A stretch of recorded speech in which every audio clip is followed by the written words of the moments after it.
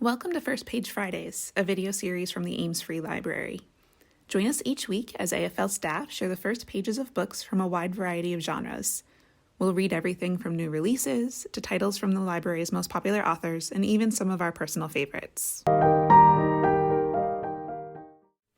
Hello everyone, my name is David, and today I will be reading from The Last Wish, Book 1 of the Witcher series, by Andrzej Sapkowski.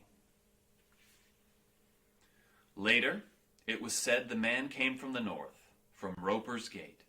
He came on foot, leading his laden horse by the bridle. It was late afternoon, and the ropers, saddlers, and tanners' stalls were already closed, the street empty. It was hot, but the man had a black coat thrown over his shoulders. He drew attention to himself. He stopped in front of the old Naracourt Inn, stood there for a moment, listened to the hubbub of voices. As usual, at this hour, it was full of people. The stranger did not enter the old Naracourt. He pulled his horse farther down the street to another tavern, a smaller one, called the Fox. Not enjoying the best of reputations, it was almost empty. The innkeeper raised his head above a barrel of pickled cucumbers and measured the man with his gaze. The outsider, still in his coat, stood stiffly in front of the counter, motionless and silent. "What'll it be?" "Beer," said the stranger. His voice was unpleasant.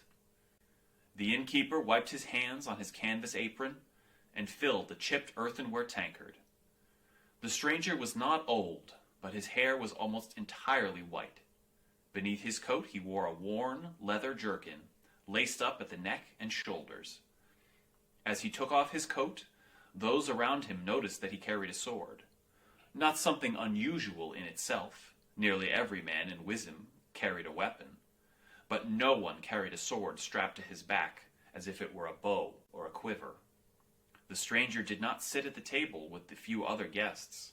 He remained standing at the counter, piercing the innkeeper with his gaze. He drew from the tankard.